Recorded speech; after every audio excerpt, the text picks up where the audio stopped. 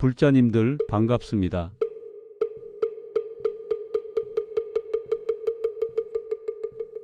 오늘은 금강경 5장 열의실견분 강의를 시작하겠습니다. 오늘 아침 거울을 보시면서 어떤 생각이 드셨는지요? 주름진 얼굴, 희끗희끗한 머리카락, 예전만 못한 몸. 그 모습을 보며 한숨이 나오지 않으셨는지요? 아니면 명절에 가족들이 모였을 때 예전 사진을 보시면서 그때는 참 좋았는데라는 말씀을 하시지 않으셨는지요? 우리는 늘 눈에 보이는 것에 마음을 빼앗깁니다. 좋은 집, 건강한 몸, 아름다운 얼굴, 성공한 자식, 이런 것들이 있으면 행복하고 없으면 불행하다고 생각합니다. 그런데 부처님께서는 금강경 제5장 열의실견분에서 이렇게 말씀하십니다. 범소유상 계시어망 약견재상 비상 측견열애. 무릇 모든 형상은 다 허망한 것이니 만약 모든 형상이 아님을 본다면 곧 열애를 보리라. 이 말씀이 처음에는 어렵게 느껴지실 수 있습니다. 형상이 허망하다니 그럼 이 세상 모든 것이 가짜란 말인가? 이렇게 생각하시는 분들도 계실 것입니다. 하지만 부처님께서 말씀하신 것은 형상 그 자체가 나쁘다는 것이 아닙니다. 형상에 집착하는 우리의 마음이 문제라는 것입니다. 젊고 아름다운 몸에 집착하면 늙고 병든 몸을 받아들이지 못합니다. 재물과 명예에 집착하면 그것을 잃었을 때 무너집니다. 심지어 수행과 깨달음에도 집착하면 그것이 또 다른 번뇌가 됩니다. 오늘 이 시간에는 금강경 제5장 열의실견분을 통해 4가지 부처님의 가르침을 살펴보겠습니다. 첫째, 모든 형상의 본질이 무엇인지. 둘째, 왜 형상에 집착하면 고통받는지. 셋째, 형상을 어떻게 바라보아야 하는지. 넷째, 열애를 보는 진정한 방법이 무엇인지. 이 4가지를 통해 우리는 일상 속에서 상에 집착하지 않고 자유로워지는 법을 배우게 될 것입니다. 그럼 이제 본격적으로 금강경의 가르침 속으로 들어가 보시겠습니다. 먼저 오늘 공부할 금강경 제5장 열의실견분의 원문을 함께 읽어보겠습니다. 수보리 어이우나 가이신상 견열애부. 수보리야, 내 생각은 어떠하냐? 몸의 형상으로 열애를 볼 수 있겠느냐? 불야 세존 불가이신상 특견열애. 아닙니다. 세존이시여. 몸의 형상으로는 열애를 볼 수 없습니다. 하이고 열애소설신상 즉비신상. 왜냐하면 열애께서 말씀하신 몸의 형상은 곧 형상이 아니기 때문입니다. 불고수보리 범소유상 계시어망 약견재상 비상 측견열애. 부처님께서 수보리에게 말씀하셨습니다. 무릇 모든 형상 있는 것은 다 허망하니 만약 모든 형상이 형상 아님을 본다면 곧 열애를 보리라. 이것이 오늘 우리가 공부할 금강경 제5장 열의실견분의 원문입니다. 이제 이 가르침을 4가지로 나누어 자세히 살펴보겠습니다. 첫 번째로 모든 형상의 본질에 대해 알아보겠습니다. 부처님께서는 범소유상 계시어망이라고 하셨습니다. 무릇 모든 형상은 다 허망하다는 말씀입니다. 여기서 허망하다는 것은 거짓이라는 뜻이 아닙니다. 실체가 없다, 영원하지 않다, 변한다는 뜻입니다. 우리가 보는 모든 것은 인연 따라 생겨나고 인연 따라 사라집니다. 아침에 피었던 꽃이 저녁에 시들고 어제 건강했던 사람이 오늘 아프고 지난해 번성했던 회사가 올해 문을 닫습니다. 화엄경에서는 이렇게 말합니다. 일체유의법 여몽한 포영 여로영여전 응장여시관. 모든 지어진 법은 꿈과 같고 환상과 같고 물거품과 같고 그림자와 같으며 이슬과 같고 번개와 같으니 마땅히 이와 같이 관찰해야 한다. 이 말씀을 듣고 어떤 분은 이렇게 생각하실 수 있습니다. 그럼 아무것도 실제하지 않는다는 말인가? 허무주의가 아닌가? 아닙니다. 부처님께서는 이 세상이 없다고 말씀하시지 않으셨습니다. 다만 우리가 보는 그 형상이 영원하다고 고정되어 있다고 집착하지 말라는 것입니다. 예를 들어보겠습니다. 강물을 보십시오. 어제 본 강물과 오늘 본 강물이 같은 강물입니까? 물은 끊임없이 흐르고 있습니다. 하지만 우리는 한강이라고 이름 붙이고 그것이 언제나 같은 강이라고 생각합니다. 우리 몸도 마찬가지입니다. 과학자들의 말에 따르면 우리 몸의 세포는 7년이면 완전히 바뀐다고 합니다. 그럼 7년 전에 내가 지금의 나와 같은 사람입니까? 다른 사람입니까? 형상은 변하지만 우리는 그것에 나라는 이름을 붙이고 집착합니다. 육조 해능대사께서는 이렇게 말씀하셨습니다. 보리본무수 명경역비대 본래무일물 하처야지네. 보리에는 본래 나무가 없고 밝은 거울도 또한 거울대가 없네.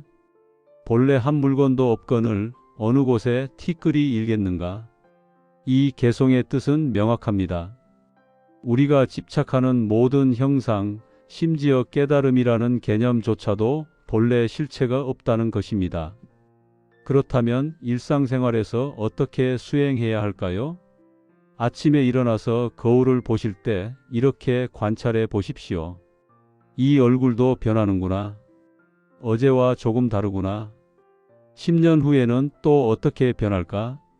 이렇게 생각하면 주름과 흰머리에 대한 집착이 조금씩 줄어듭니다.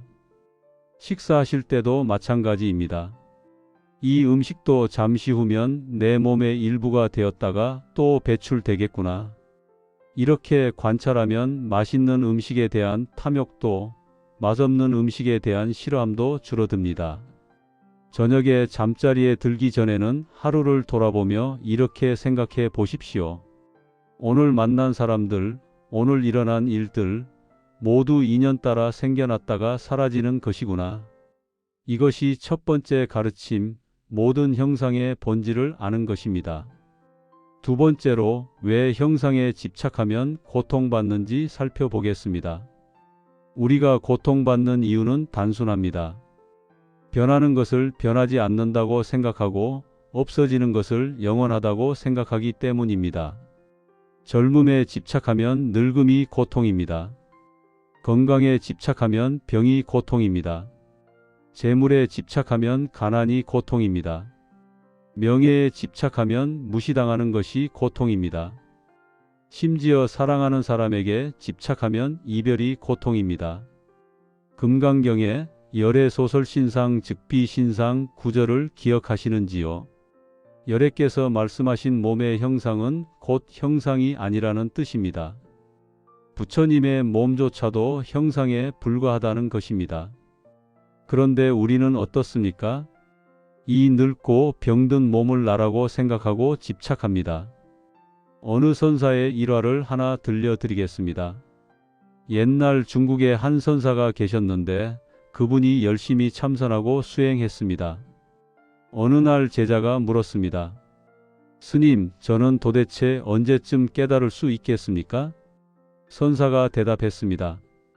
내가 깨닫고자 하는 그 마음이 바로 깨달음을 가로막는 장애니라. 제자가 어리둥절해하자 선사가 다시 말했습니다. 깨달음이라는 형상에 집착하는 한 진정한 깨달음은 오지 않느니라. 이 일화가 주는 교훈이 무엇입니까? 좋은 것에 대한 집착도 집착이고 나쁜 것에 대한 집착도 집착입니다. 심지어 수행과 깨달음에 대한 집착도 집착입니다. 그렇다면 우리는 어떻게 해야 할까요? 집착을 내려놓는 수행을 해야 합니다. 매일 아침 명상할 때 이렇게 관찰해 보십시오. 내가 집착하고 있는 것이 무엇인가? 건강인가? 재물인가? 자식인가? 명예인가? 그것을 하나씩 떠올리면서 말해 보십시오. 이것도 인연 따라 생겨난 것이구나. 언젠가는 사라지는 것이구나. 처음에는 이렇게 말해도 마음이 놓이지 않을 것입니다. 하지만 매일 반복하면 조금씩 집착이 줄어듭니다. 저녁에는 하루 동안 있었던 일들을 돌아보며 물어보십시오. 오늘 무엇에 화가 났는가? 무엇 때문에 기뻐했는가? 무엇 때문에 슬펐는가? 그리고 그 원인을 살펴보십시오. 대부분의 감정은 형상에 대한 집착에서 나온다는 것을 알게 될 것입니다. 이것이 두 번째 가르침, 형상에 대한 집착이 고통의 원인임을 아는 것입니다. 세 번째로 형상을 어떻게 바라보아야 하는지 알아보겠습니다. 부처님께서는 약견제 상비상이라고 하셨습니다. 만약 모든 형상이 형상 아님을 본다면이라는 뜻입니다. 이 말씀이 조금 어렵게 느껴지실 수 있습니다. 형상이 형상이 아니라니 무슨 말인가? 이것은 형상을 부정하라는 뜻이 아닙니다. 형상을 있는 그대로 집착 없이 보라는 뜻입니다. 예를 들어보겠습니다. 꽃을 보십시오. 아름답다고 집착하지도 말고 시들 것이라고 슬퍼하지도 마십시오. 그냥 꽃이 피었구나, 꽃이 지는구나, 이렇게 있는 그대로 보는 것입니다. 법구경에서는 이렇게 말합니다. 제법무와 시제법인 이법관법 이득도가 모든 법에는 나가 없으니 이것이 모든 법의 인연이라. 법으로서 법을 관하면 이로써 도가를 얻으리. 형상을 형상으로 보지 말고 법으로 보라는 것입니다. 즉 모든 것이 인연 따라 생겨나고 사라지는 법칙을 따른다는 것을 아는 것입니다. 조주선사의 일화를 하나 들려드리겠습니다. 어느 날 한 스님이 조주선사를 찾아와 물었습니다. 만법기일이라 하는데 일은 어디로 돌아갑니까? 조주선사가 대답했습니다. 내가 청주에 있을 때 1001벌을 지었는데 무게가 7근이더라. 이 대답이 무슨 뜻입니까? 형이상학적인 질문에 대해 조주선사는 지극히 평범한 구체적인 사실로 답한 것입니다. 모든 깨달음과 진리는 추상적인 것이 아니라 바로 이 일상 속에 있다는 것입니다. 옷 한 벌이 7근이라는 것, 그것이 바로 진리입니다. 있는 그대로를 있는 그대로 보는 것, 그것이 바로 재상비상입니다. 그렇다면 일상에서 어떻게 수행할까요? 아침에 차 한 잔을 마실 때 그냥 차를 마시십시오. 이 차가 맛있다, 맛없다 판단하지 마시고 이 찻잔이 예쁘다, 안 예쁘다 집착하지 마시고 그냥 차의 온기가 느껴지고 차의 향이 느껴지고 차가 목으로 넘어가는 것을 느끼십시오. 길을 걸을 때도 마찬가지입니다. 빨리 가야 한다, 늦었다 이런 생각 없이 날씨가 좋다, 나쁘다 이런 판단 없이 그냥 발이 땅에 닿는 감각, 바람이 얼굴에 닿는 감각을 느끼십시오. 이것을 행주자와 어묵동정이라고 합니다. 걷고 서고 앉고 눕는 모든 행위에서 말하고 침묵하고 움직이고 고요한 모든 순간에 깨어 있는 것입니다. 매일 저녁 잠자리에 들기 전 10분만이라도 이렇게 명상해 보십시오. 눈을 감고 호흡을 관찰하십시오. 숨이 들어오는구나, 숨이 나가는구나. 판단하지 말고 집착하지 말고 그냥 있는 그대로 관찰하십시오. 처음에는 잡념이 많이 일어날 것입니다. 그것도 판단하지 마십시오. 아, 잡념이 일어나는구나 하고 그냥 알아차리기만 하십시오. 이것이 세 번째 가르침, 형상을 있는 그대로 보는 수행법입니다. 네 번째로 열애를 보는 진정한 방법에 대해 알아보겠습니다. 부처님께서는 즉견열애라고 하셨습니다. 형상이 형상 아님을 보면 곧 열애를 본다는 것입니다. 많은 분들이 여쭤보십니다. 스님, 부처님을 어떻게 볼 수 있습니까? 부처님은 이미 열반에 드셨는데요. 여기서 열애를 본다는 것은 부처님의 몸을 보는 것이 아닙니다. 부처님의 법신, 즉 진리 그 자체를 본다는 뜻입니다. 법화경에서는 이렇게 말합니다. 제법실상, 소위 제법, 여시상, 여시성, 여시체, 여시력. 모든 법의 실상은 이른바 모든 법이 이와 같은 모습, 이와 같은 성품, 이와 같은 본체, 이와 같은 힘이니라.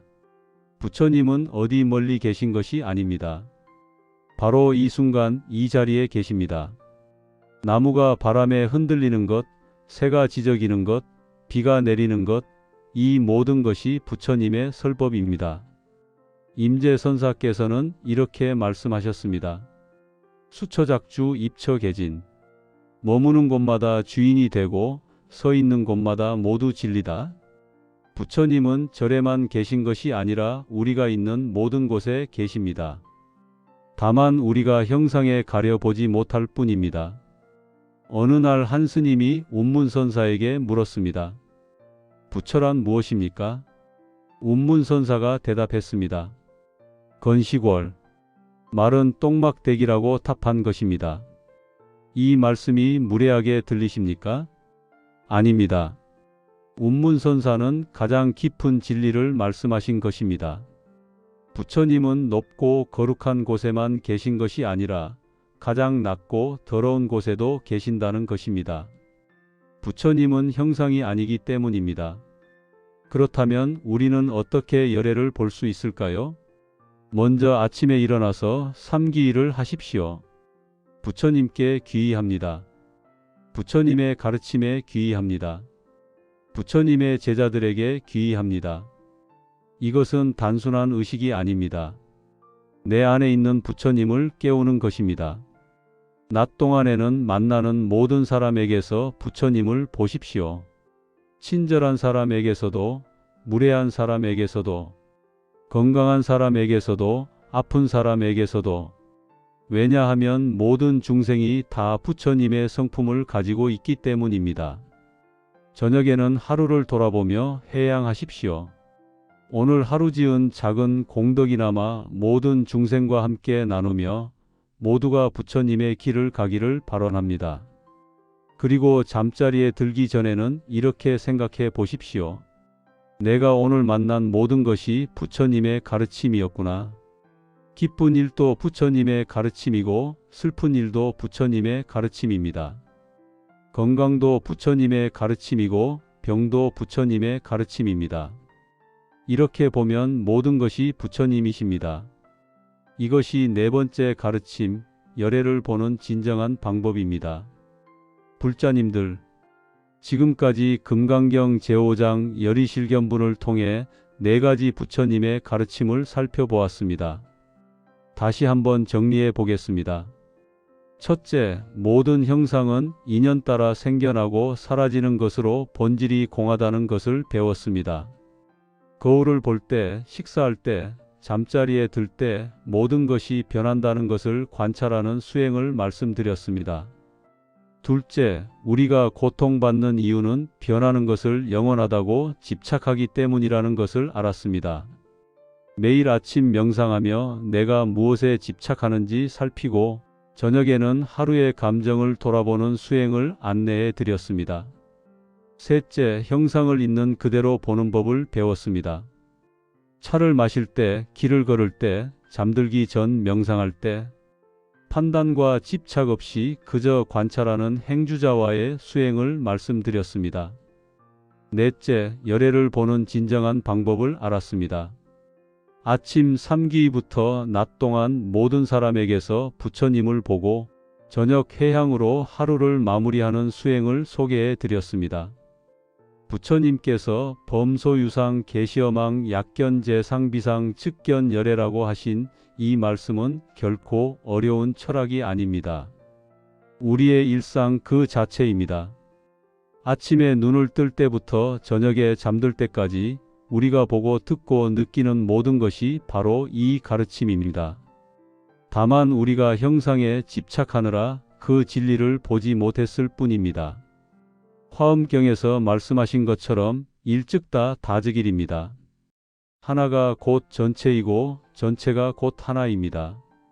작은 수행 하나하나가 모두 부처님의 길로 가는 발걸음입니다. 부처님께서는 우리가 행복하기를 바라십니다. 고통에서 벗어나기를 바라십니다.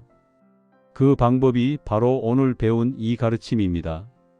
형상에 집착하지 않고 있는 그대로 보고 모든 것에서 부처님을 보는 것입니다. 오늘 이 말씀이 불자님들의 수행에 작은 도움이라도 되었기를 바랍니다. 혹시 궁금한 점이 있으시거나 수행하시다가 어려운 점이 있으시면 댓글로 남겨주십시오. 함께 공부하고 함께 성장하는 것이 부처님의 가르침입니다.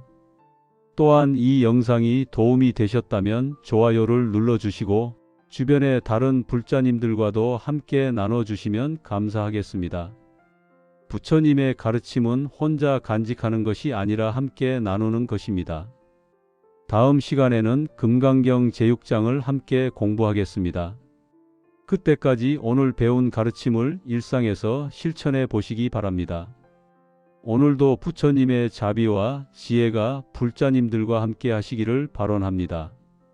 모든 중생이 고통에서 벗어나 진정한 평화를 얻기를 기원합니다. 불자님들의 가정에 건강과 행복이 가득하시기를 축원합니다. 나무 석가모니불 나무 석가모니불 나무 본사 석가모니불